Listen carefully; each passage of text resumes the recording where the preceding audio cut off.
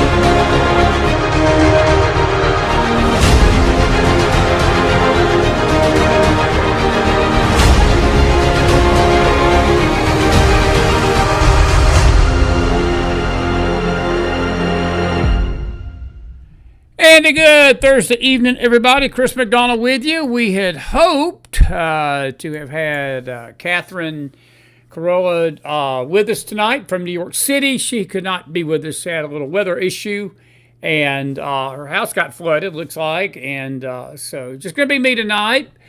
That could be good for you or bad for you. I guess it just depends on what kind of mood I'm in. And oh, I'm always in a good mood, even when I'm not in a good mood. It's always fun around here. We're grateful to see everybody on a Thursday night. We were hoping to get James Akers on. We can't get James. Nobody's around tonight, so I guess it's just going to be the Mac Man.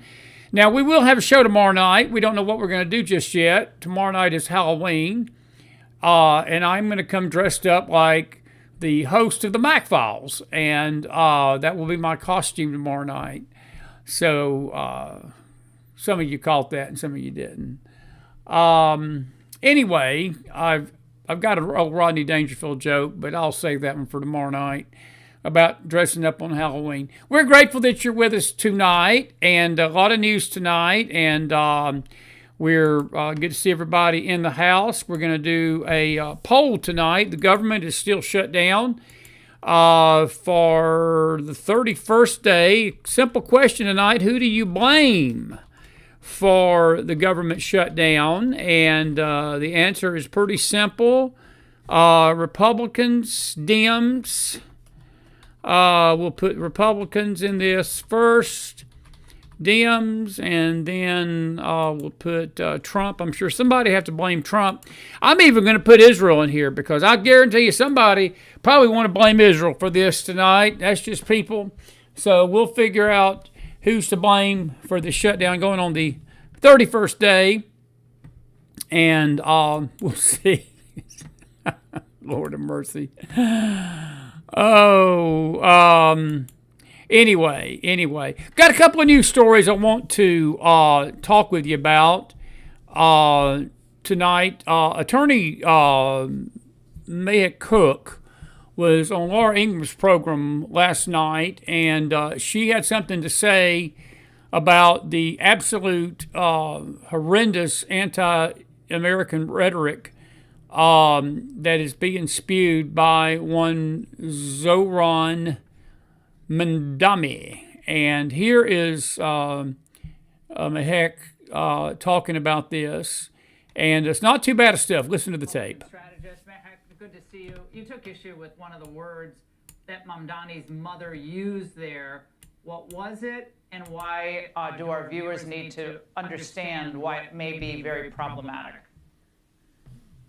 Laura, thanks for having me. Look, Mamdani's mother has showed the deep hatred she and her family have against America. She said, "My son is a Desi, not a Farang." That means my son is Indian, not a Farang. That is a racially divisive slur against an outsider, against a foreigner. It is vile, and it's against the American people. She is saying he's not American. And Mamdani has shown that time and time again as he has stood with the co-conspirator, unindicted, of the 1993 World Trade Center bombing, and he continues to stand with his good friend, Pikar, who said, Americans deserved the 9/11 bombings. I mean, it is so racially divisive, and they have refused to say they're American. They've refused to show that gratitude. It's appalling, Laura.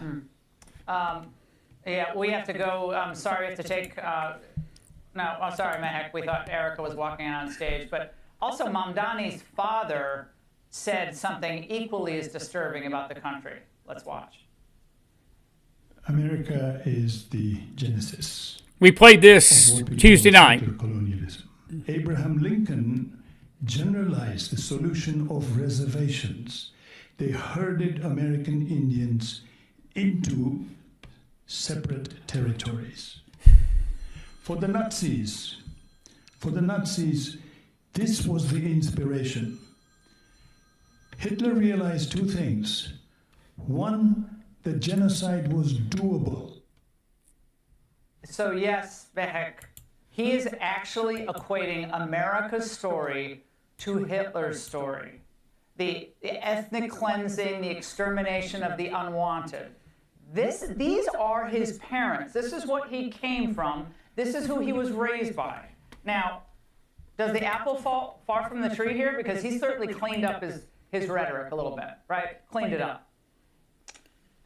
He hasn't, Laura, and Mamdani isn't running for office. Let's be clear. He is running for the hostile takeover of the American identity. They hate America itself. We, as Americans, we're the enemy today for the Mamdani family. And let me be very clear, Mamdani refuses to show his gratitude. He came here at age 7, every single freedom, every single opportunity in this great country. He refuses to say, I'm proud to be American. How can you stand there and vote for somebody who wants to run to be an American mayor when he refuses to say he's proud to be an American, he's proud to be in this country that's given him so much? So New Yorkers are allowing this disdain, and this is going to be a next generation of inside terrorists that are going to be running our country.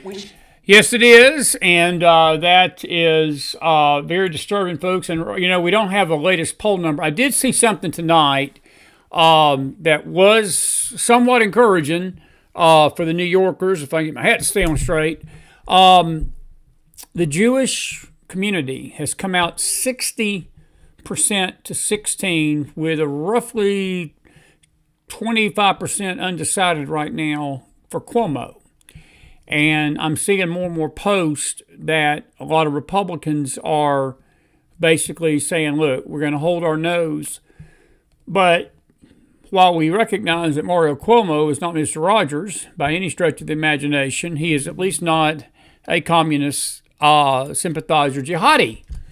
And but anyway, we'll see. We'll see how this plays out. We're just a few days away, and I encourage the New York Cityers to really get to the polls Tuesday. This is election day. It'll be November. Let's see. Monday is the 4th. It'll be November the 4th. Monday's the 3rd. But yeah, we need to get to the polls. If I wish I could become a New Yorker, I'd get up there and vote for you. But I can't. So we got to depend on you New Yorkers to do the right thing and so forth. Interesting article here tonight. I want to read a little bit of it. This is by Dave Rubin and or Jonathan Tobin. I'm sorry, Jonathan Tobin, editor-in-chief of the Jewish News Syndicate. And he's asking a very serious question tonight. He says, is Tucker Carlson normalizing anti-Semitism on the right? We're going to talk a little bit about this tonight. We've got some video we want to play. But I'll just read a little excerpt of it. It says, extremists always pose a dilemma for mainstream politicians and journalists. Ideally, the best way of dealing with them is to ignore them. Hate mongers thrive when they are able to seize the spotlight and hold on to it. Deprived of attention, they wither on the vine when they are confined to the fever swamps of the far right or left, where most people don't seem to notice or care about them. However, if their audiences are sufficiently large and they are treated by people who matter, whether national figures or opinion leaders, is falling within the proverbial Overton window of acceptable discourse, ignoring them is really not an option. And that is the problem with Tucker Carlson. The former Fox News host turned podcaster doesn't just have a massive audience of viewers of his program and followers on social media. He's also treated still as someone who not only matters, but is acceptable company to keep for the president and vice president of the United States, as well as lesser figures in the conservative ecosphere, politicians, pundits, podcasters, and journalists. This is the ideas he promotes, whether in his own voice or by platforming them on his podcast, or by extension also treated as something that normal people should consider as worth debating, not acceptable in their own sight. So when Tucker Carlson hosted an anti-Semite, he did this just this week, like Nick Fuentes, who speaks of his desire to drive Zionist Jews out of American public life in the course of what only can be described as a friendly conversation, in which they debate how far to go in their opposition to Israel and the Jewish supporters. It's not only deplorable, it's an obvious sign of how anti-Semitism on the right is not a problem that can be dismissed as unimportant anymore or uncommon.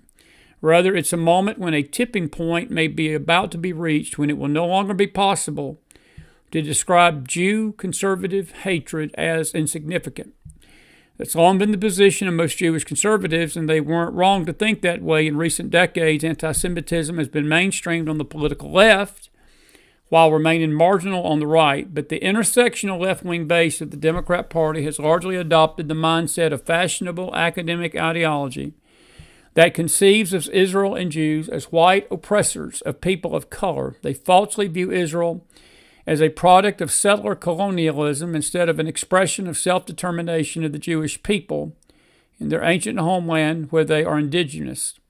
This is the basis of the willingness of so many people on the political left to accept the blood libels about the Jewish state committing genocide in the Gaza Strip that have flooded the liberal media since the Hamas-led Palestinian attacks in southern Israel on October the 7th of 2023.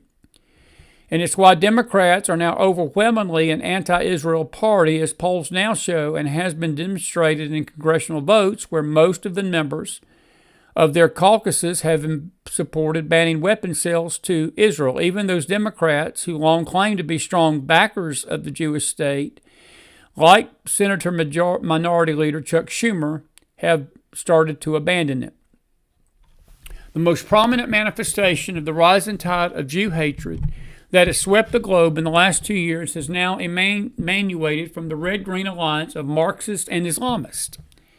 The best American example of this is the way that New York State Assemblyman Zoran Mandami, a veteran Israel hater and member of the Democratic Socialists of America, is on the verge of becoming the next mayor of New York City with support from mainstream Democrats. And I'm going to show you tonight some pastors and some conservatives. Yeah. This has stood in strong contrast to the Republicans, who have become largely a lockstep, pro-Israel party in the last few decades. Conservative Christians and others on the right have been ardent supporters of Israel, even eclipsing most Jewish groups in their willingness to stick with it in the face of vilification that has rained down on it since the terrorist atrocities of October the 7th. And we can understand that because we have faced some backlash ourselves. While the left and its leading publications have continued to mainstream and normalize anti-Semitism as well as the demonization of Israel, the right has stood firm, with a few exceptions, backing President Trump's historic pro-Israel policies. But in this way, critics of the left could argue that while anti-Semitism remained alive on the far right, it was marginally contradicted by the stands of anyone who counted in the Republican Party and mainstream thought. But what's happened is the tsunami of post-October 7th Jew hatred driven by animus for Israel has made it to the right. Various figures who might have been characterized as part of the lunatic fringe in recent years have now been gaining a toehold in the public square. Fuentes and a boy named Daryl Cooper are two such examples, and the person who has given them a leg up is Carlson, who had them both on his podcast. Cooper is an amateur historian. He's a Holocaust denier and an anti-Semite hosted by Carlson last fall. Carlson praised him as the most important popular historian of our time and allowed him to float his bizarre theories about Winston Churchill being the villain of the Second World War as opposed to Adolf Hitler, and that the deaths of the Jewish victims of the Holocaust were actually the result of logistical problems caused by the war rather than a deliberate campaign of extermination by the Nazis and their collaborators. He literally denies it happened. He was widely criticized after that episode for platforming and endorsing lies about history, though this was far from the first time that Carlson had made it clear his animus for Israel, something that had become a staple of his program since October the 7th. He continued to be treated as a member of the Trump family inner circle and a friend of Vice President J.D. Vance, as well as embraced by most of the mainstream conservative pundits as a legitimate public figure. During his latest show with Fuentes, in which he plays the same I'm just asking questions role while giving a boost to a hate monger, it makes his comfort with open anti-Semitism even more obvious. The 27-year-old Fuentes is a notorious white nationalist, anti-Semite, and Holocaust denier, another one, who has a wide following on the far right. These people have multiple thousands of people, folks, following these idiots. He and his supporters are known as groypers, as it is typical of such extremists, have long been more focused on opposing mainstream and even deeply conservative Republicans because they are supporters of Israel than in opposing the left. His opinions are unvarnished neo-Nazism, replete with dark warnings about slaughtering Jewish devil worshippers. Once he and his followers take power, he has said, "I love Hitler," and attacked Talmudic Jews, which are basically Jews of all denominations who practice post-biblical Judaism. As a threat to the world, he blames the Jews for everything, even alleging that Israel was responsible for the fact that he accidentally live-streamed LGBTQ pornography on his website. In other words, he, as a lot of these Jew haters do, I was hacked by the Mossad, or the Mossad did this and that and the other. I've seen other voices out there that everything that goes wrong in their life, they blame Israel for it, they blame the Mossad for it, and I could get into names, but I don't want to. I know one in particular I sure probably would like to, but I'm not going to do it tonight. I'll just leave it alone. But I will tell you this, it's like everything, the boogeyman of the world has become Mossad in Israel. Fuentes is no different. he did this LGBTQ stuff on his website and blamed Israel for it. He was an avowed conservative opponent of activists of the late. He was an avowed opponent of the late conservative activist Charlie Kirk because he was a Christian Zionist. Kirk, who has taken on the reputation of a secular saint since his assassination last month, went so far as to deride the hate monger as vermin, and vowed never to have anything to do with him. But in an odd twist, Fuentes has seemed to gain preeminence since Kirk was murdered. And that was apparently the cue for Carlson to invite him onto his program, where the two engaged in an amicable exchange of more than 2 hours during the course where Fuentes vented his hate for Jews. It is true that at one point in the conversation, Carlson contrasted his own brand of hate with that of Fuentes, saying that he liked Jews who shared his opposition to Israel, like journalist Glenn Greenwald. He claimed that his Christian beliefs led him not to seek to target Jews per se, though he regarded Israel as a threat to America, and claimed that he hated Christian Zionists, literally said he hated them, like Ted Cruz and Mike Huckabee of all people, the U.S. ambassador to Israel, more than anybody because they are practitioners of Christian heresy. There's an astonishing confession for someone who was allowed to speak at the Kirk Memorial Service, where he engaged in traditional tropes of anti-Semitism without rebuke of the Kirk Foundation and the organizers or other speakers. That is also the position he often mentions in his newsletter, claiming that Israel and AIPAC control U.S. foreign policy while defending Qatar's far more extensive information and influence buying operations as exemplary, something that has fed suspicions that his efforts are being financed either directly or indirectly by Doha. By treating Fuentes as a legitimate figure, we're almost done, whose opinions ought to be known, Carlson did exactly what he attempted to do with Cooper. Platforming Fuentes' rants, replete with standard anti-Semitic tropes about Jews being a stateless people and unassimilable, as well as a unique threat to the United States that must be ended, Carlson was going beyond his previous dalliances with Jew hatred that were mostly focused on bashing the state of Israel. And he goes on to go into this article. I encourage you. We're going to put this. We're going to put this article up on our Telegram room. I'd encourage you to read it. Very, very troubling stuff. I want to come over here to our video clips because there was another troubling thing that's related to this. This is a spokesperson for Turning Point USA. And let me see if I can find it here. I just had it before we came on the show here. Let's see here. I will find it here in just a second. Where is it? Let's see here. I had it just in my grasp. And I want to play it for you because it is very troubling. In fact, I may have it on the phone here. This is J.D. Vance last night, or it was Wednesday night or Tuesday night at the TP Turning Point event in Mississippi. And I'm going to let you listen to what he's got to say. He was asked about a genocide, and I'll let you comment and chime in on this at the end. I've got my own take about this. I wasn't too happy with his comments about this, but I'll let you listen, and we'll talk about this in just a second. Here is the one and only J.D. Vance. Roll the tape. Two, there were people, and I remember this criticism of the President of the United States. I just raised it in the context of a conversation I had with Charlie. I remember when people said that the President of the United States was going to get us into a multi-100,000 troop regime change war for Israel. This was 4 months ago. This was 6 months ago. Now, the people who accused the President of the United States of wanting to get us into a regime change war for Israel, I wonder if they stepped back and said, you know what, we were wrong about that. Because the President of the United States did not want to get us into a regime change war for any other country. He wanted to knock out a nuclear facility and get everybody back home, and that's exactly what he did. So I understand there's some frustrations out there, but I think the President of the United States, more than any president of my lifetime, is willing to stand up to anybody if he thinks it puts the interests of the American people first. Thank you. And there was a lot of people that took that as it was a slap at Israel. I'm not going to go that far, but the question was about the genocide in Gaza.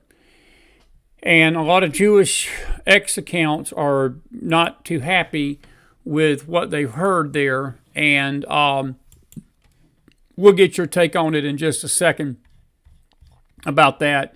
Not clear as to what J.D. Vance was trying to really say there, other than Israel, Trump's not going to allow Israel to, control the country. We'll get your take on that. I think that my personal opinion, I'm trying to find this video. I'll find it. There was a video of a spokesman that basically told the Carlson Tucker folks that are concerned with Tucker's anti-Semitic rhetoric to stuff it, that the Turning Point's not going to do anything to disconnect with him at all. But I think J.D. Vance had a chance there to denounce the anti-Semitism and those kind of statements, calling the what happened in Gaza a genocide, and he didn't do it. He let this kid, basically, the question was basically, well, why does the U.S. turn a blind eye to the genocide in Gaza? Does Israel control the government? And that's how he answered it. I don't think that was a strong answer. That's just my opinion. And we'll see what you got to say about that. I wasn't too thrilled with that. And maybe some of you've got other comments about that here in a little bit. We got several other videos I want to play tonight, and not all of them are going to be good. This is Randy Fine. He was on Piers Morgan's show, and he was dealing with another anti-Semite. By the way, we're going to get to New York, but this is interesting stuff here. I want you to listen to this. Watch this exchange. Piers Morgan tried to blindside him because this C.R. Urgo, or whatever his name is, rabid anti-Semite, he brought Fine on the show, didn't tell him this guy was on, but roll the tape. Randy, I'll give you one final response, because to be fair to you, you did not know you would be engaging in a wider debate with other panelists. I decided to bring Cenk in because he called him a barbarian invading the United States. I think if you do that about a panel member, they're entitled to respond. He's now obviously responded angrily and passionately to you. I'll give you one last word back, and then we're going to move back to the panel. I would note I did not do that on the show. You could have warned me in advance. But again, I don't mind having the debate. I would note this. If Islamophobia was the big issue that Cenk makes it out to be, Mamdani would not have had to lie and make up an aunt that did not exist, who is not in the United States, dealing with so-called Islamophobia after 9/11. If the problem was real, the stories would be endemic and they would be everywhere. So people need to not believe the nonsense. The fact of the matter is, if you hear someone yell Allahu Akbar walking down the street, you're probably going to take cover. Fear of Islam is rational. Doesn't mean all Muslims are bad. They are not. But this concern that many Americans have and that they have in your home country, it is real. And I thank you for having me on your show today. Happy to come back anytime. That may have been a good question tonight. Do you have a fear that Muslims are going to rise up? We'll maybe do that next week. I think it's a fair question, don't you? That, like he said, I think that the fear of jihadism overtaking this country is a legitimate concern. And I think it's more of a concern than even the government shutdown, to be frank with you. I want to show you a couple of videos, folks. We showed them Tuesday night. I'm going to show you another one. This is the guy running for mayor for Minneapolis.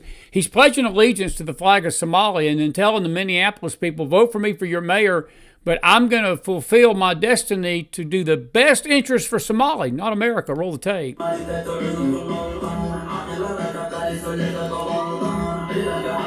alaikum. Assalamu alaikum. Somalia. Hiran State. Mawisle. Early voting was Hadda illa November 4. I need your vote. I need you. Hadan Udkina, hello. We're going to win. Yeah. Okay. Sure thing. Makes me just want to run out and vote for him really quick, doesn't it you? We got other things to talk about, but I want to stay on this for just a second. I really wanted to find that clip because it bothered me the way that the Turning Point people sort of blew this other off and with Tucker Carlson, but I'll save that for maybe next week. But I want you to look at a couple of videos coming out of Sudan tonight, and this is why, folks, that we are a little concerned about, you can call it Islamic phobia or you can call it whatever you want to, but this is what jihadists do when they take over nations. This is a young man and his father, and this is them fearing for their life. They're about to get slaughtered here. God, I thought these videos downloaded a bit more than we had them here. Hang on just a second. I don't know. We're missing some. Here is the Sudanese terrorist. Roll the tape. محرقة مرات بتتكلم عنها بتتكلم عن محرقة دي المحرقة أمرك كنت تقدر فلنقاي وراتين حرقناه والله صباح حرقناه بدك والله الحمد لله والشكر لله انحرق والله نسوي مشاوي. He's basically saying we're going to hunt down every Jew we can and every Christian we can. This is a young man basically pleading for his life with his father in the background. I think he's on a Zoom call to his dad and begging his dad for help. And hang on just a second. We got the wrong screen up here. This is another plea for help. Roll the tape.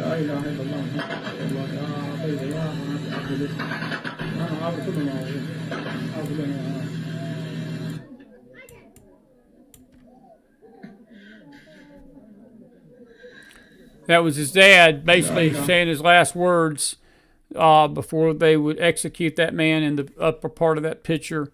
And folks, this is what Mandami, this is what the FETA candidate in Minnesota is backing. This is Bridget Gabriel, very, very well-spoken person. She's got some great books out. Her brother Mark's got some great books out about the danger of Zohran Mandami and the Islamic threat. Roll the tape. Hello, this is Brigitte Gabriel. Zohran Mamdani, an Islamic terrorist sympathizer and democratic socialist, wants to be the mayor of New York City. A man so cozy with people that echo the ideologies behind the horror of 9/11. A vote for him is a spit in the face of every firefighter, every family who mourned, and every patriot who vowed never again. Mamdani's worldview was shaped by his father, a Columbia professor who called suicide bombers soldiers worthy of sympathy, not scorn. He said suicide bombing needs to be understood as a feature of modern political violence rather than stigmatized as a mark of barbarism. He framed jihadists not as depraved killers driven by Islamic jihadist ideology, but as a product of youth revolt against occupation born from the Intifada's ashes. And you wonder why Zohran Mamdani wants to globalize the Intifada? This wasn't abstract theory.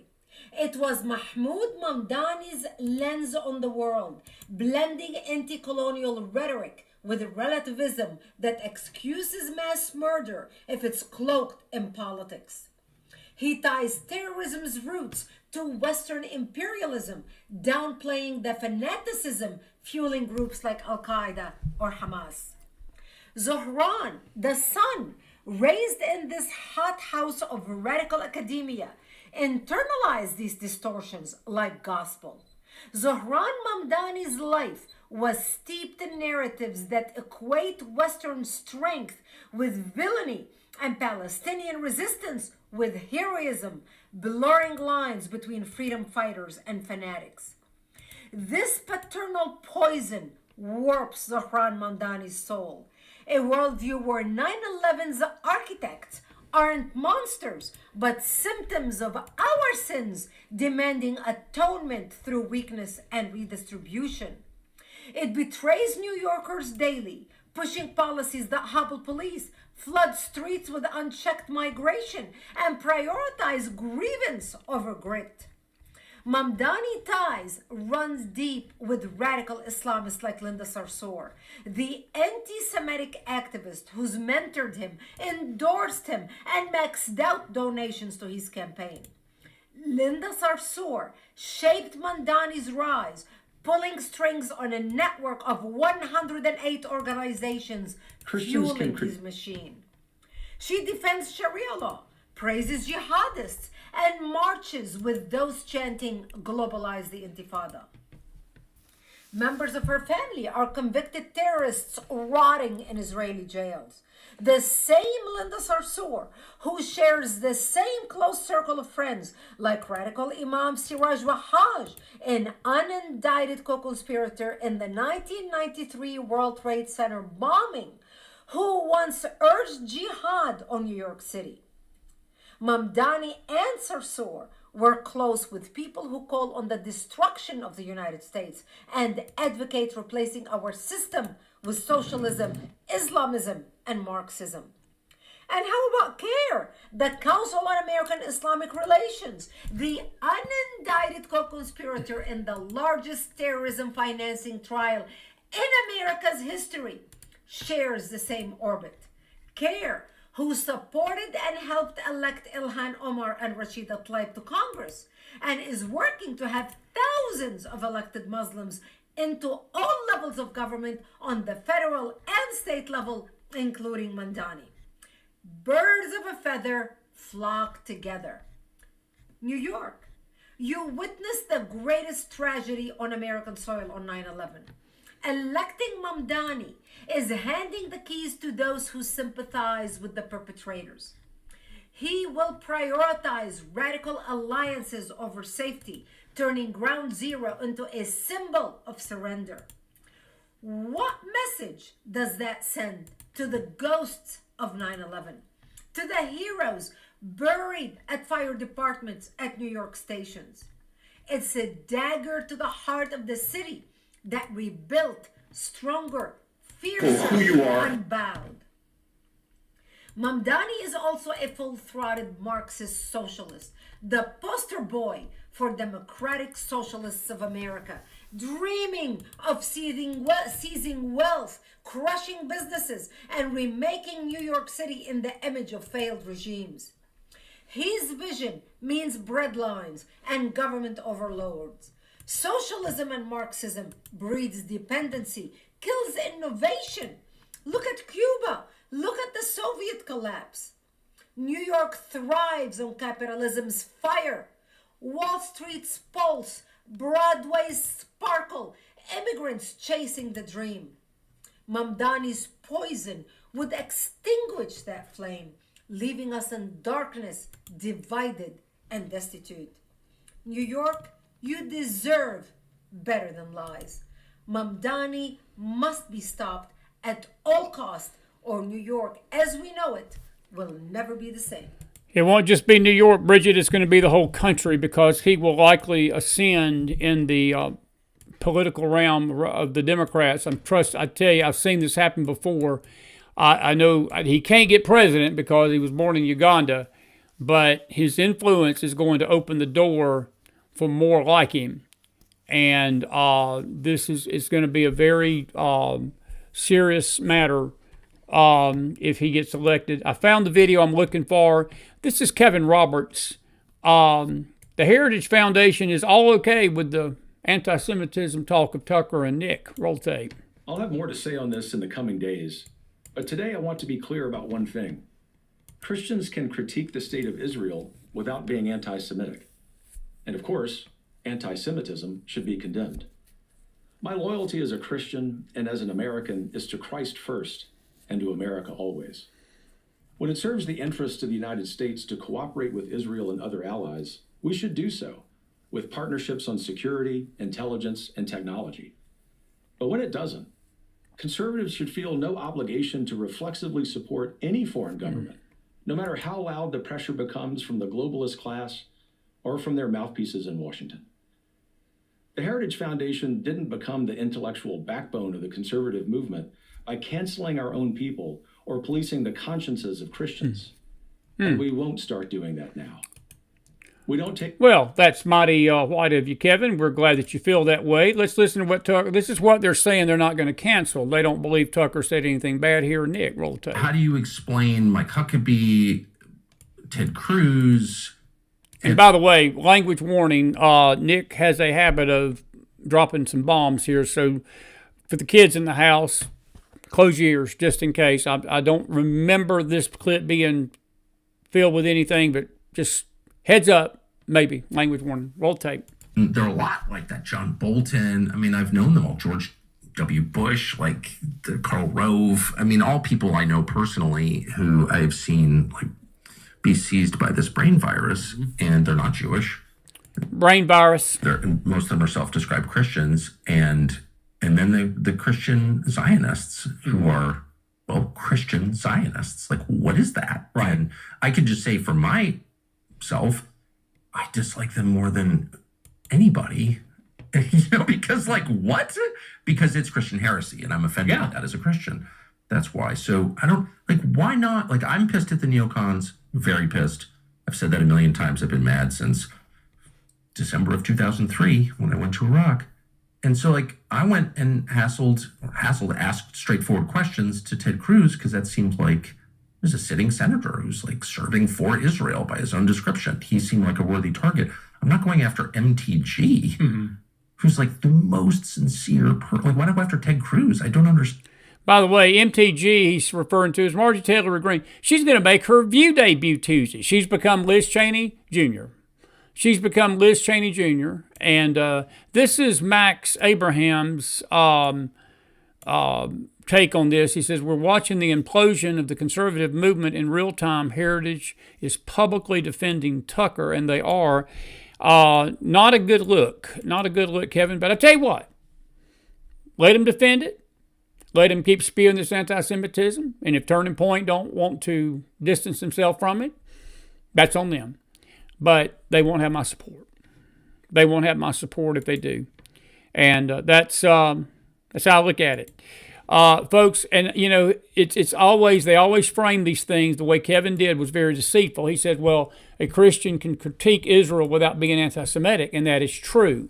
That I'm not going to disagree with them. But what I'm hearing is not a critique of Israeli policy. It is basically saying things that were taken out of the pages of the protocols of the elders of Zion. And I read you the article tonight. Fuentes did not have a critique about the Israeli government.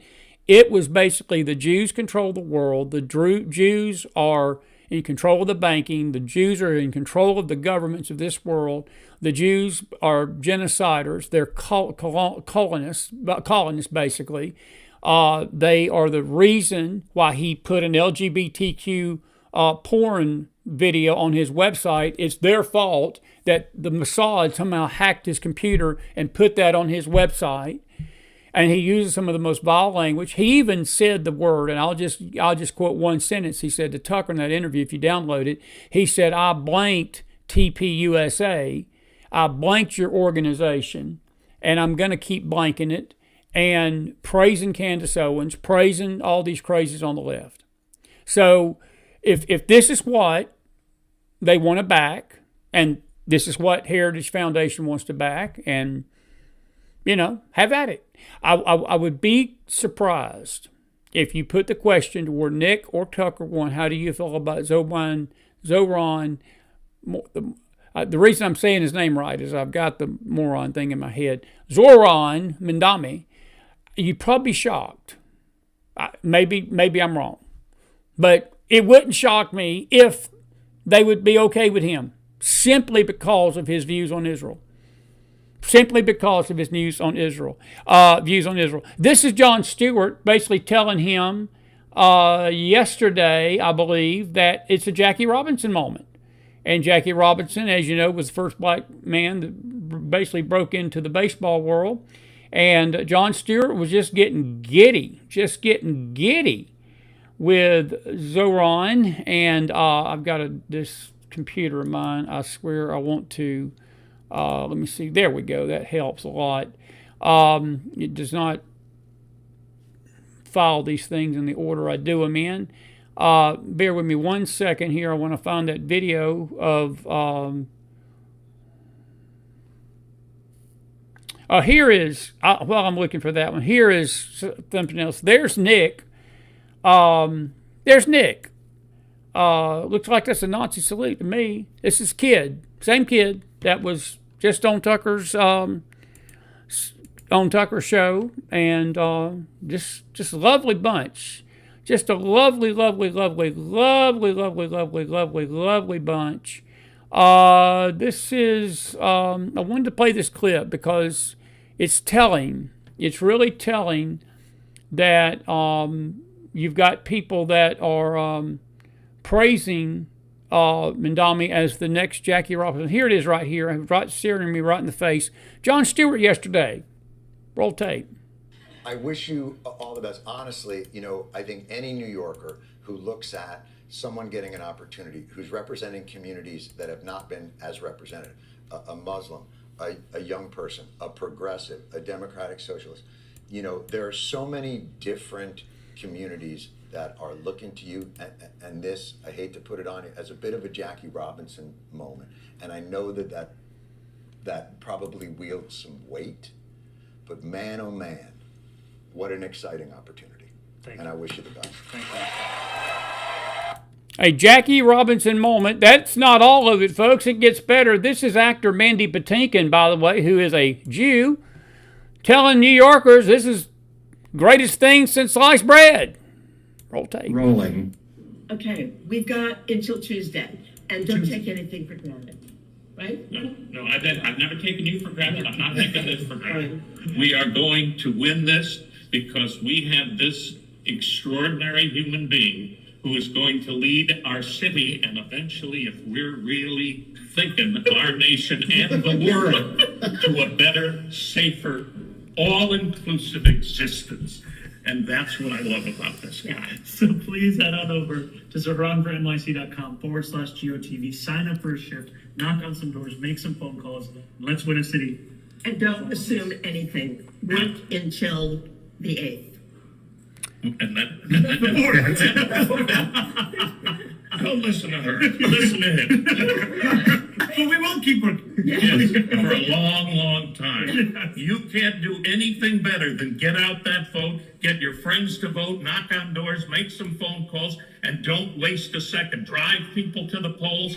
Get everyone to vote. It matters that they're engaged and that they're changing our city, our country, our world.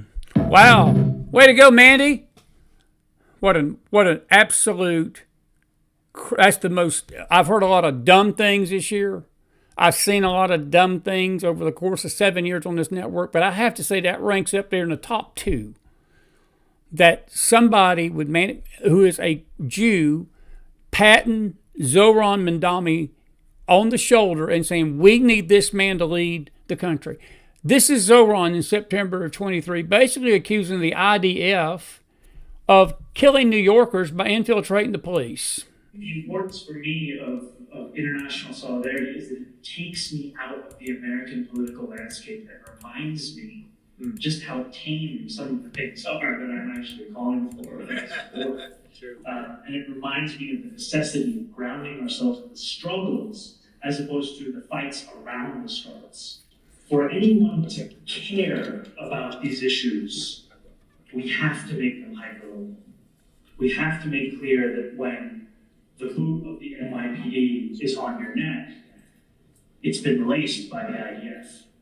We're in a country where... Let me back that up. You didn't hear that. When you are arrested by the NYPD and their foot is on your neck, it's really been pushed by the IDF. This is Zohran. IDF. We're in a country... Let me raise that back just a little bit more. Roll tape. We have to make clear that when the boot of the NYPD is on your neck, it's been laced by the IDF. We're in a country where those connections abound, especially in New York City. You have so many opportunities to make clear the ways in which that struggle over there is tied to capital's interest over here. And that is what we're up against, folks. That's what we're up against in New York City tonight. But this is the last, this one, I'm going to get off Zohran because I got some other things I want to play. Of all the videos that ticked me off this week and yesterday, a couple of days ago, through the last couple of days, this one, I think, sums up why we got a problem. Why we got a problem. And I'll just let the video speak for itself. And I got something to say about it, and I'm sure you will too. Roll the tape. Let's pray. Spirit of the Lord God, we thank you for who you are, for how you have kept, how you have redeemed, and you have made us aware and thankful for your grace and your mercy. Now, Father, we are praying for this young man whom you have chosen for such a time as this. Yes. Strengthen him. Guide him. Imbue him with wisdom. Give him the ability to know what is right for this season. And we thank you, Lord, for the victory. We thank you, Lord, for the ability to govern well. We thank you, Lord, for the ability to hear even the smallest among us and to take them seriously. Now, Father, we thank you, not that he's going to do the miracle, but that you are going to do the miracle through him. Yes. And that in so doing, you will exclusively get the praise. We thank you for this. We're praying for his health, for his family. Thank you for protection in the name of the Lord God. And we call these things done in Jesus' name. Amen. Amen. They're not praying to the real God. They're not praying to the God of heaven. They think they are. And it's blasphemous to me to even put Jesus' name on this. Because, see, they're basically pushing what he's pushing. Folks, this is what drives me crazy with the Christian church. And yes, in a way, this is going to sound a little racist. It's not meant to sound racist tonight. I don't see a white person in that crowd. These are a coalition of black pastors that got together yesterday and said, we are going to support the candidacy of Zohran Mamdani. He is as left as, and look, I pray for the young man's soul. If my prayer would have been a little different, probably told the Lord to cast the freaking devil and these spirits off of him in the name of Jesus. How about that one? That would have got me about 1 million YouTube views, wouldn't it? But my prayer wouldn't have been blessing his miracle. This is why I don't care what we say, and I don't care what anybody says and says, well, you know, we've got this under control and people are going to do the right thing. People can't do the right thing when their spiritual leaders are telling them to vote for people like this. This is why I'm very concerned about our country tonight. It's not a left or right issue. It's a spiritual issue.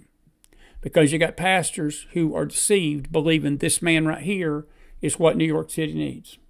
I'm not saying that Cuomo is, again, Mr. Rogers. If Curtis Sliwa had a brain and the Republican, I blame the Republicans basically because they can't put a candidate. This is the second time Curtis Sliwa has ran. And we talked to Michael Jaffe about this Tuesday night, and he likes Curtis, and it's not a personal thing. I like him too. I thought he did a pretty decent job on that debate, but he runs a pitiful campaign, and he got beat by 40 points by Eric Adams. If he was going up against Zohran himself, just him and Zohran, he'd lose by 50. Cuomo is the only chance you've got to at least have a lesser of two evils. And I know I hear people tell me all the time, they say, well, I don't like a lesser of two evils. Well, I tell you what, in this case, you better accept the fact that you'd rather have Cuomo and all of his warts than this monster. This man, the views that he has about America, the views he has about the socialist takeover of New York, the views, what he wants to bring to New York, what he wants to do with the housing, what he wants to do with the grocery stores, what he vows to do with the police. You're not going to be able to walk, not just to your mailbox, you're not even going to be able to walk outside your front door in New York City. I wonder, you know, we jokingly, we talk about it down south, you know, we're expecting a lot of you New Yorkers to come join us here in the next year because there's already talk tonight that bankers and business owners and Wall Street people and people that've got any kind of money, any kind of affluence in New York City, they're getting ready to get out. They're leaving. They're looking for housing. They're looking for anywhere they can go down south. Tennessee is one of the states they're looking at. Florida is another one they're looking at. North Carolina they're looking at. They're looking to come south like the birds in the winter. This is a dangerous man, but you got pastors praying as if he's the coming Messiah, that he's going to do a great miracle work in New York City. Folks, that's one thing we can't over. That's one thing that I hate to tell you, no matter how hard we pray, if the leadership and the spiritual leadership of this country is going to be this dense and this dumb, how can the Lord answer our prayers when his people, his ministers, they're not his ministers, but the people that go in his name do this stuff? Unbelievable. That is unbelievable. That is unbelievable. That is absolutely unbelievable. Let's see here.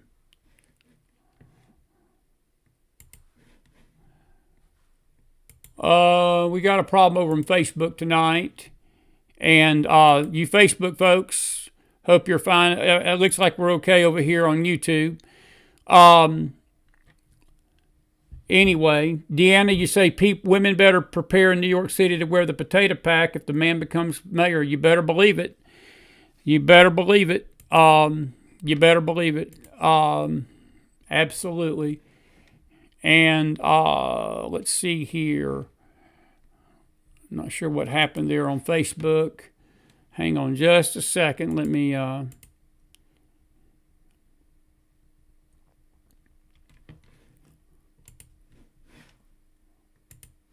We lost our signal on Facebook, folks. Give us a minute here. We should be back here with you. Let's see here.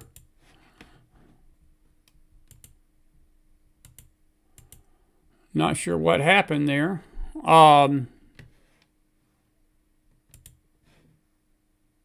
Okay, we're back. All right, we're back. Sorry about that. I don't know what happened, Facebook. We're back on Facebook. We had a good crowd there. But anyway, I don't know what happened. We didn't have it. YouTube was fine. We've got other stories tonight that I want to talk about. We've got a developing situation with the Biden auto pen.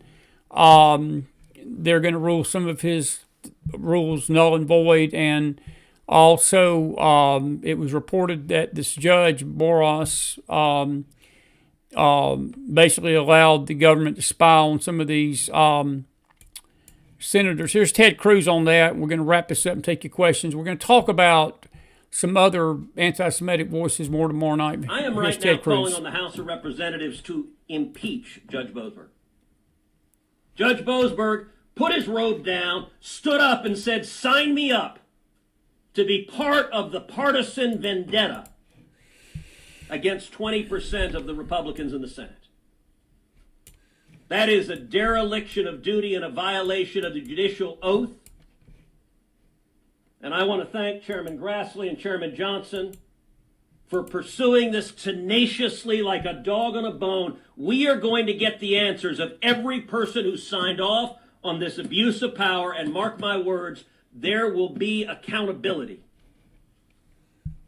for these zealots who wanted to corrupt the Department of Justice and corrupt the judiciary in order to try to attack their enemies list. Yep, and they did that. There's more details to that. I want to play one thing by Jesse Waters tonight. We had a great, what's gotten lost in all this? I know we've got a lot of bad news tonight, but I want to sort of end it on some good news tonight. I know it's getting late, but I want to take your questions before we get out of here tonight. President Trump is back in D.C. He had one of the most positive Asian trips he's ever had, and Jesse Waters sort of summed it up, what he got from the Chinese yesterday and today. I'm going to let Jesse sum it up for us, and then we're going to take your questions. We've got so much we didn't even get to tonight. We did get to some that we did, and we're going to try to do better with these videos. I swear sometimes when they get downloaded, they get stuck in order that I don't want them to, and we're going to have to work on that on this end. That's just us. It wouldn't be the McFiles if we didn't have a few little blips here or there. But let's see, where are you, Jesse? We just had you ready to go.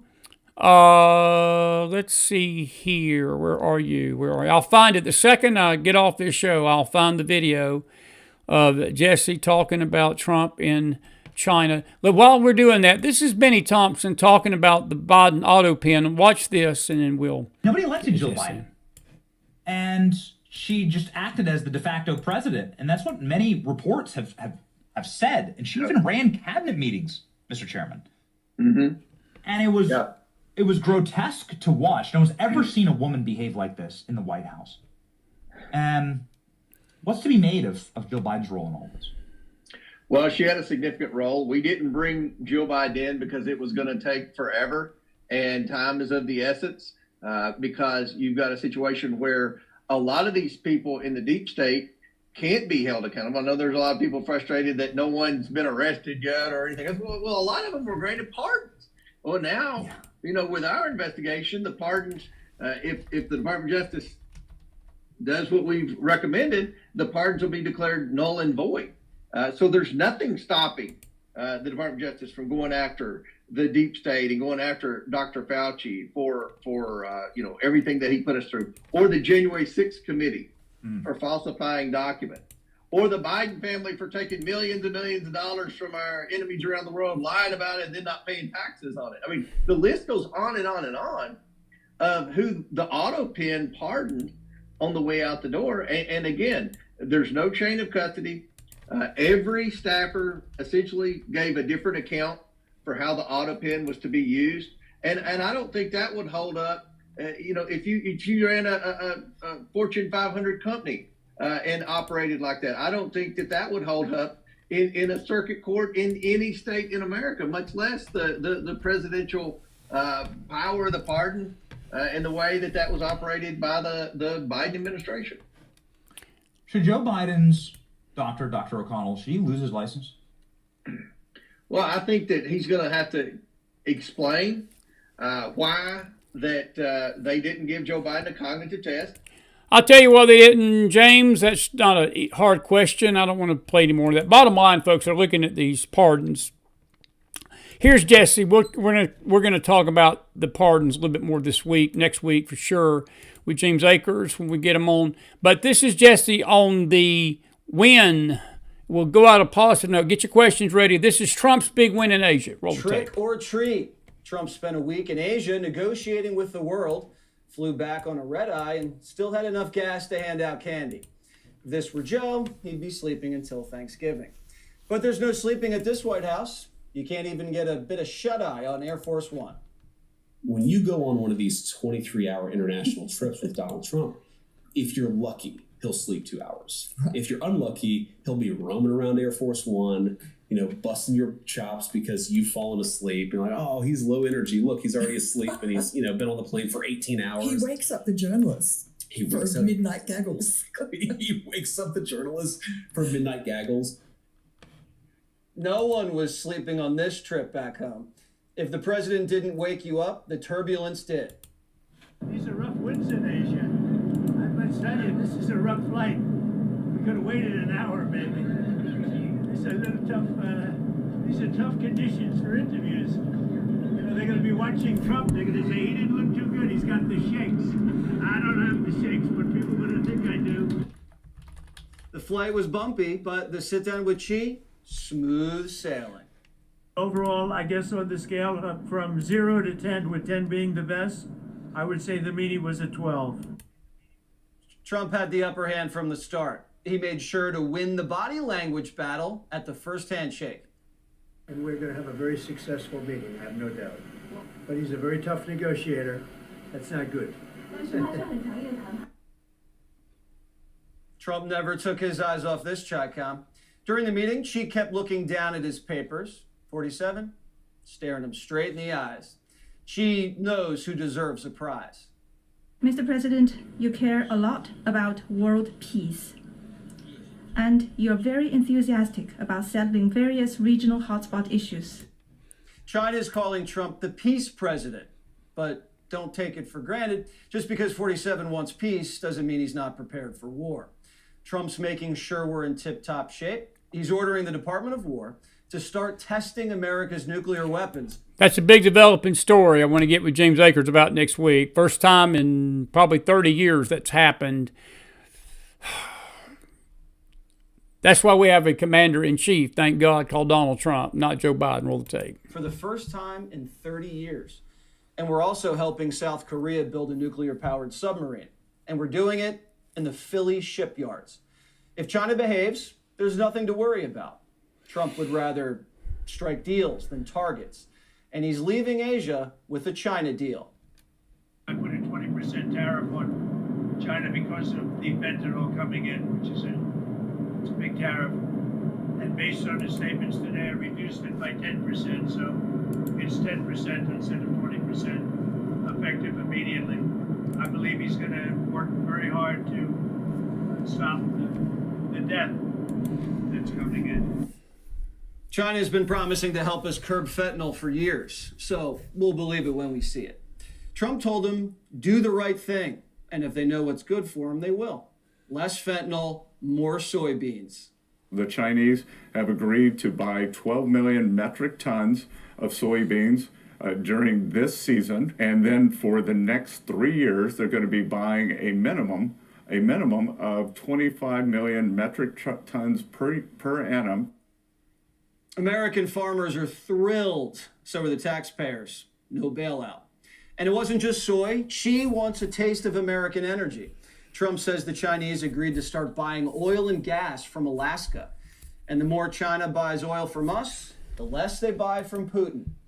China's also opening up their rare earths market to us, and in exchange, we're suspending tariffs on port fees. And overall tariffs on China will now be about 50%. This isn't meant to be a comprehensive deal. Trump's basically lowering the temperature. China's tough, and Trump is taking his time. It's why the president's going to China next year and inviting Xi to Mar-a-Lago. We're maintaining supremacy over the Chinese. So far, we still have the upper hand. Chuck Schumer, who can't... And we'll leave it right there. Chuck Schumer said all this was BS tonight, but that's okay. Government's been shut down for 31 days because of Chucky, and the Dems are going to go down like a toothpick in a hurricane over this. All righty, it's late. It's 11:23. We've been going right at an hour, and I want to take your questions now. I've got a lot more video, but we'll wait and hold off on that, depending on what we do tomorrow night on Halloween. And let's get your comments.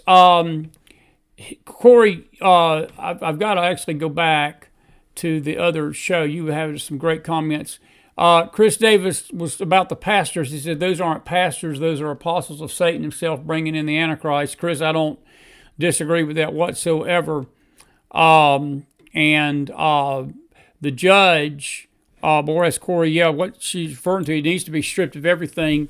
He basically, what he told AT&T to do, Jack Smith, what all this is about with the judge that Ted Cruz was railing about was that the judge that was basically giving Jack Smith the green light to prosecute President Trump was telling AT&T not to release the phone records to show them that the Smith office was basically spying on about 9 or 10 Republicans, 11, and getting their phone records, and AT&T was sort of in on the scam. And the judge blocked AT&T from telling the senators their phone records were being released. That's impeachable. And it's the same judge that's been giving Trump all sorts of fits over these tariffs, all sorts over these immigration issues. And the Republicans betrayed Trump today, 4 of them, Rand Paul, Susan Collins, Murkowski, and of course Mitch the Snitch McConnell voted against him putting tariffs on Canada. And that's going to have to be dealt with. But, Trump's going to veto it. It'll go to the House. They can't stop it unless it gets knocked down in the House. The House ain't going to vote against Trump on this. And he can basically turn it into a veto, and they'll have to have 2/3 of the Senate override it, and they're not going to do that. So Canada better pucker up. The Senate ain't going to stop Trump from doing this. The other thing we've not talked about that I do want to talk about soon are these cartel bombings. The judge, there's people afoot that are basically saying that Trump is doing this indiscriminately, just killing people without cause. And Rand Paul is pushing for some kind of accountability with that, and we'll deal with that next week. It's very troubling. I had a video one of the senators was on a program this week, just a couple of days ago, and he said, if Trump keeps this up and there's an AOC president, then what he's doing would give AOC the right to bomb Republicans, like shoot Republicans indiscriminately.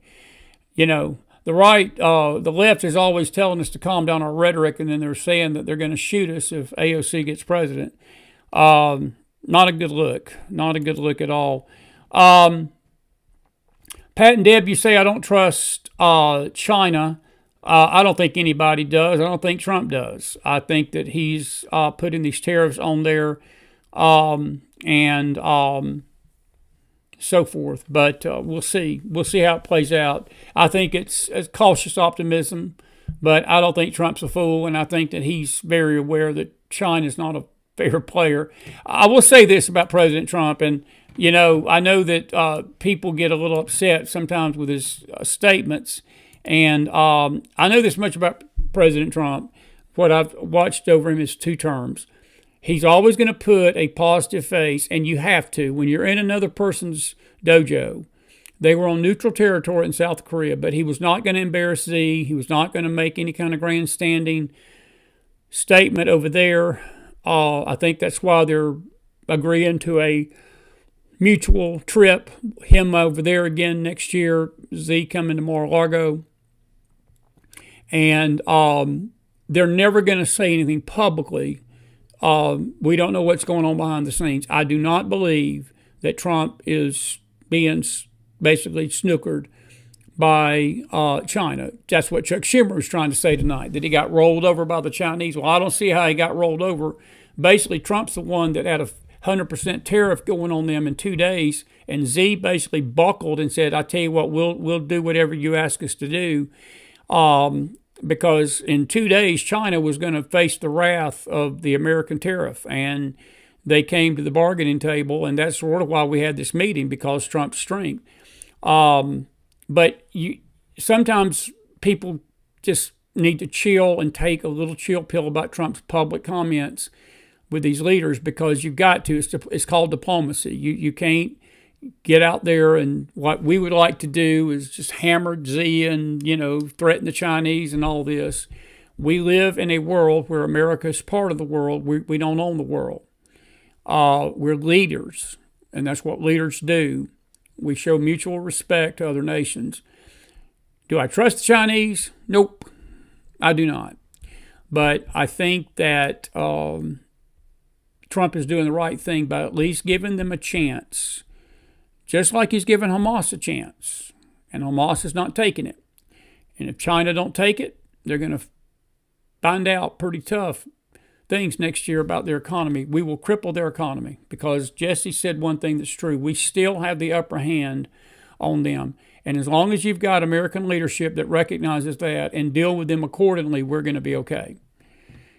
When you have people like Joe Biden in office, they run over us. They respect strength and strength alone. They basically they respect strength, but they disrespect weakness. Roger Hooker says taxation without representation. Does the government owe the American taxpayer a tax break for the time the government is closed? Roger, good luck on that one, brother. Nope. Good luck on that one. No, they're not going to do that. No. Your statement is probably correct, but they're not going to give you a tax break for the government being closed, Roger. I wouldn't be expecting that. Elaine says, have you seen the articles on 4 of Canada's territories wanting to join the USA? Elaine, I have not. I will look into that. Wouldn't that be peachy? I actually know some Canadians that might not be too happy about that. The Canadian audience, I love them. They come and go, because sometimes they're happy with us, sometimes they're not. We're Americans here. We love you Canadians, but we're America first. And we love you all, but, you know, we didn't start this trade war. Canada did. I mean, we didn't start this mess. And, you know, as long as Canada was screwing us up, you know what? Everything was fine. And all Trump's done is come in and say, look, we're not going to play this game anymore. We're not going to play this game anymore.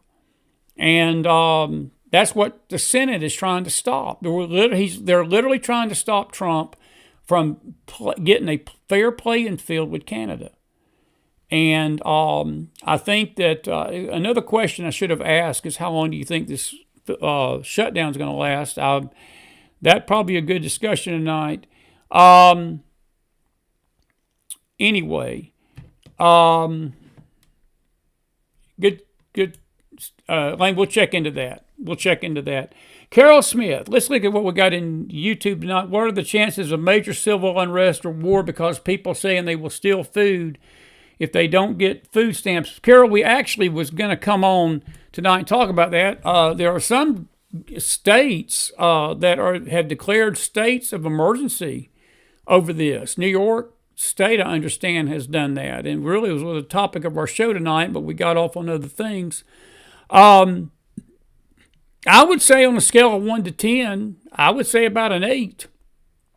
I would say about a 7 or 8. There's a chance that we're going to have some pretty nasty stuff next week. And it's going to be a test, but you can blame the Dems for that. I mean, I don't blame Trump. It was 94-5, roughly, and one person said Trump's at fault. 5% blame the Republicans, but 94% blame Democrats. Even the left-wing Washington Post, that is no friend of the Republicans, they're no friend of Trump's, basically laid it at Schumer's feet today. And every Democrat that goes on a television program and tries to call it the Trump shutdown, even the left-wing media is calling them out on their crap. And I mean, but I guess all of it will depend on how the American people view it next fall and whether they remember this. We have a very short memory in America, and I think that's what the Dems are counting on. But let this pain keep going and people start losing. And the hypocrisy of it all is that they're screaming and crying about the ballroom and blaming Trump for people starving to death. No, Trump ain't causing people to starve to death. The Republicans have given the Democrats almost 13 bills in the last week, and even sort of specialty bills to pay for certain things, even though the government shut down, to finance the military, to finance the food stamp program, to finance these things. Democrats have all voted no. So it's on them. Is there going to be unrest? Yeah, there's going to be unrest. The media is going to try their best, and some of these left-wing Democrats, to blame Trump for this, and I don't think it's going to fly. That's just my opinion. I sure hope it don't fly. But anyway, Peggy Cornish, great point. I was highly surprised how many are on food stamps who were not U.S. citizens. That's the crazy thing about all this, Peggy. I'm glad you brought that up. Good to see you tonight. What's happened through all this, the silver lining, we have gotten a report now because, we don't even talk about food stamps anymore. It's just one of those things. It's sort of a 70s thing, 80s thing, 90s thing even. We used to talk about it all the time. 56% of all people that are on food stamps are non-citizens. So even if they don't get food stamps, only 44% of the people that are going to get affected by this are American citizens. The rest are not even citizens. So, not to sound cold-hearted tonight, and I'm not saying that people going hungry is good, because it's not. But you know something? If you're not here legally, then we don't have an obligation to feed you. I'm sorry, you're breaking our laws. And this is what infuriates me with the right and the left, that we make this into a compassion issue. Well, there's no compassion coming from these illegal immigrants to come into our country and break our laws. They cannot do this in any other nation. I can tell you right now that France wouldn't pay their food stamps. Britain wouldn't pay, well, for Britain might, France might. But I will tell you this, even their own countries of Mexico and El Salvador and Colombia and all these countries that are sending these people up here, they wouldn't pay their food stamp bill. I can guarantee you there ain't going to be a Muslim country that would pay it. And all these people that are cackling and screaming, Kamala Harris got enough money. Hey, Kamala, put a few million in the pot. Pay for these people's food. You got the money? You and your hubby, Pelosi's trade deals got the money. All you folk, all you Dems that are screaming the loudest, put your money where your mouth is. You won't do it because you know what's going on. It's a good point, Peggy. 56% is the percentage. Exactly right. Joey, you say, how are stores going to stop a lot of people stealing at one time? Joey, they're not.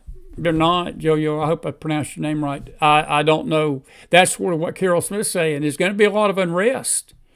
And New York is bracing for it already, and there's other states I understand are going to probably declare states of emergency tomorrow over this very thing. Isn't it insane that we're even saying this tonight?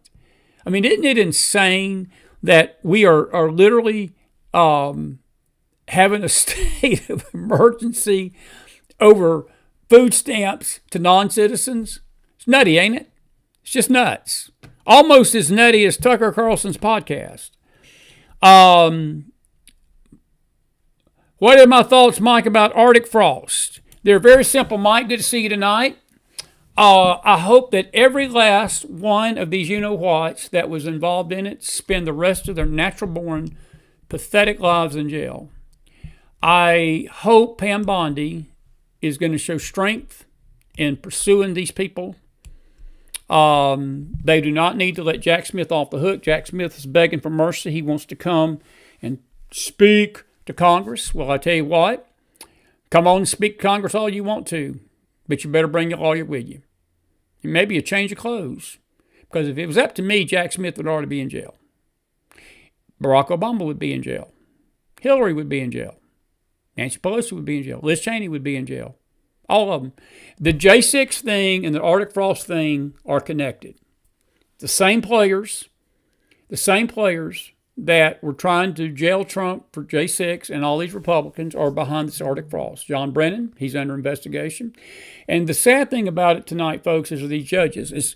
I think that what is going to infuriate us all when all this is over with, and I'm going to be on here and I can already know I'm going to need a priest, a bar of soap, and a straitjacket, because I've got a feeling that Letitia James is going to walk because of a corrupt judge.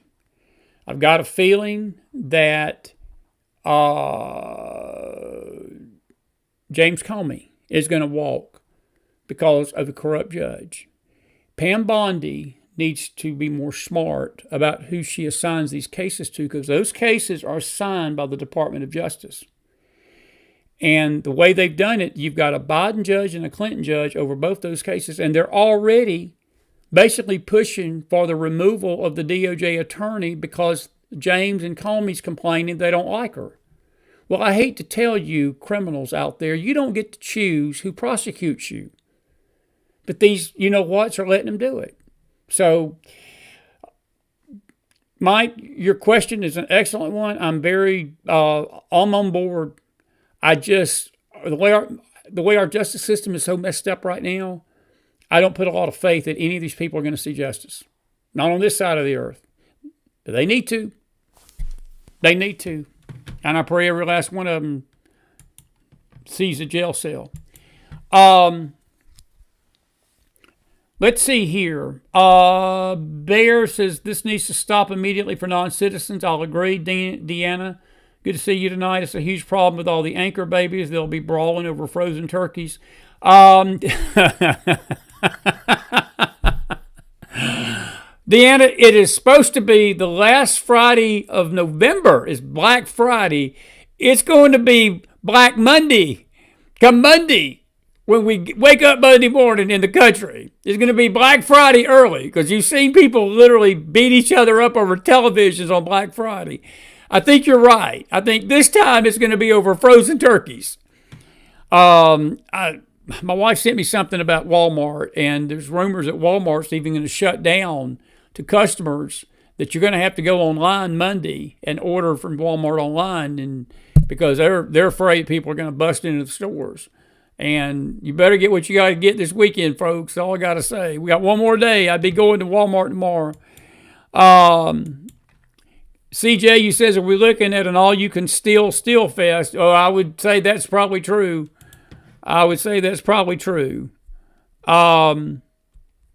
Anyway, Europe, Corey Aguilar, he says the ACA subsidies expire in December, which were temporary to begin with, but Dems want to vote on this now. What are they trying to prove with this shutdown? Corey, it's a political move. Chuck is so scared of AOC, but I think what they're trying to do is get the Republicans to give in. They're asking, it's not just the ACA, they're asking for $1.5 trillion for some of the most loon bomb, left-wing, LGBTQ, transgender, men and women's sports initiatives.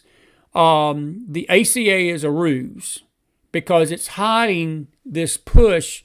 I think Mike Johnson said $1.5 trillion to the budget, maybe more than that. And it's all on these left-wing agendas, these left-wing projects that they have just been salivating for, and the Republicans have been hardcore not to give in to that. And I think if Trump plays his cards right and the Republicans play their cards right, we could be seeing the end of Obamacare. Because Obamacare and the Dems, when they had power, they put these expiration times in place themselves.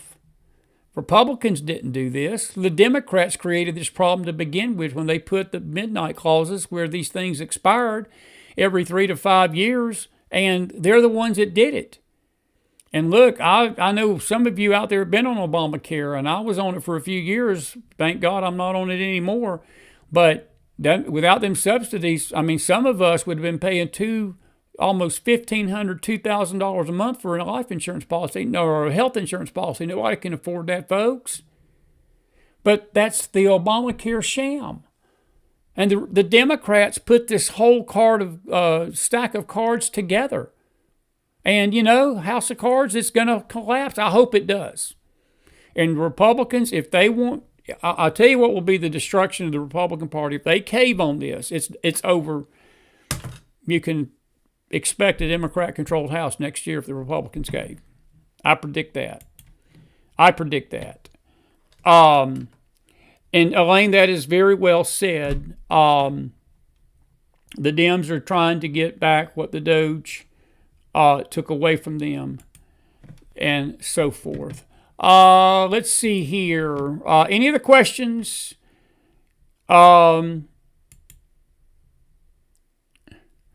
Peggy, you're saying I've heard Walmart gets about 24% of the food stamps. That's probably about right. That sounds about right, my friend. That sounds about right. Anyway, all righty. Listen, it's late, and your questions have been good tonight, 94% to 5. Now, I don't know what we're going to be doing tomorrow night. Tomorrow night is, of course, Halloween. It's a Friday night, and we're going to have a show. We'll have a little study in the morning on our Faith Network, and then we're going to be dealing with some stuff tomorrow night. I don't know. We may even do a gospel sing. I don't know what we're going to do, but we're going to do something tomorrow night. Have some fun with you, and try not to be so Chrissy Downer. These stories just depress you, don't they? Goodness. But we'll be with you tomorrow night, and I will say this. Parents,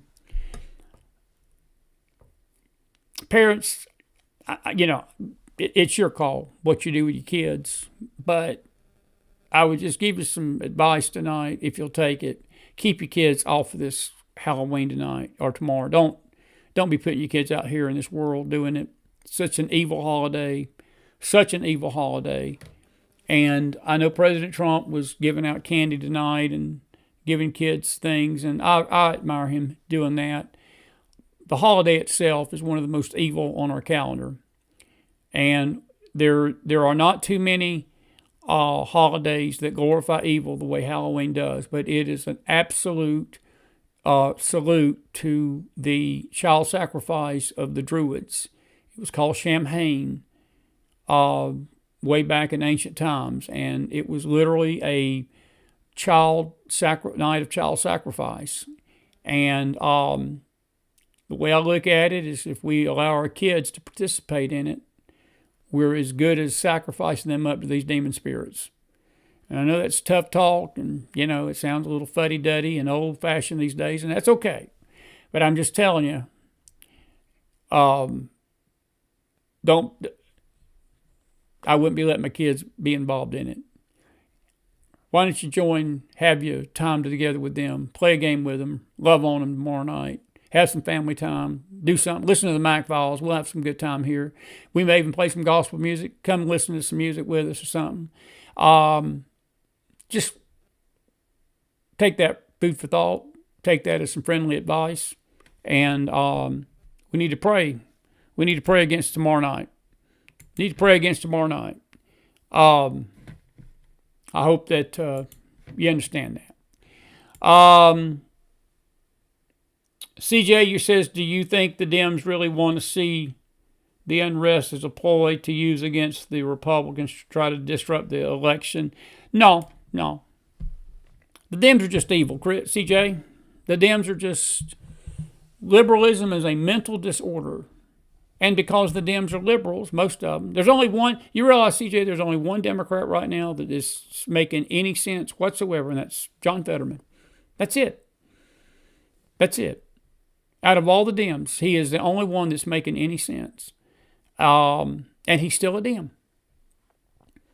But I think that their desire, I would hope that they're not that evil, but I can't say that they're not. You may be right.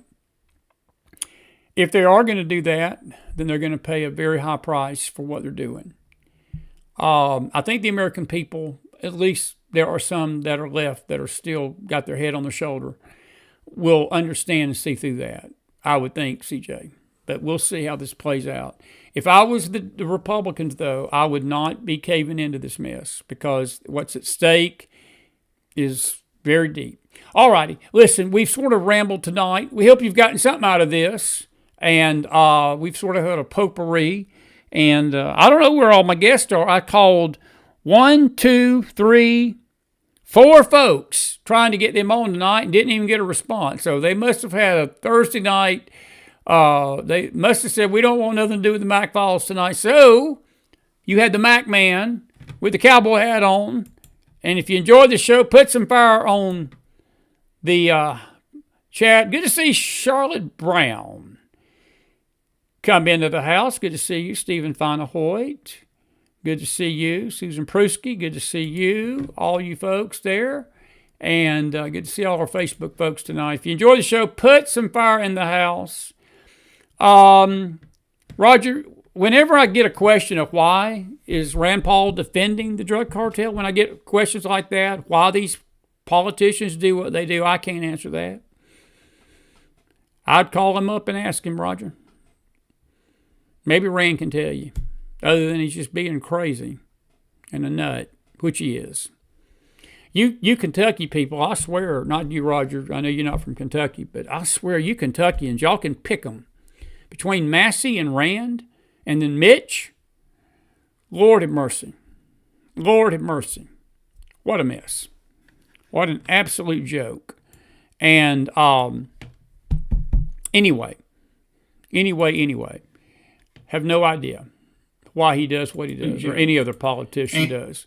Have a good night, everybody. Be blessed. Thank you, Peggy. I hope it was a good show. We rambled a little bit, but it is the McFiles. You're used to that. Sayonara. Till tomorrow. Another day. Be praying for your country, folks. Pray for President Trump. Pray for each other. Protect each other out there. And enjoy Mr. Sean going out tonight with us. Row, have a good night. Your boat gently down the stream. We dropped a bomb right on their heads, the best you've ever seen. The fake news and the left are melting down and throwing fits, 'cause we took these bad hombres out and blew them all to bits. The FAFO president has a message for the cartels. If you bring drugs into our country, we'll bomb you straight to hell. It's called F around and find out. And these bad hombres effed around, and now they found out, and now they're fish food. Trende Aragua is Trende annihilated. Thank you for your attention to this matter.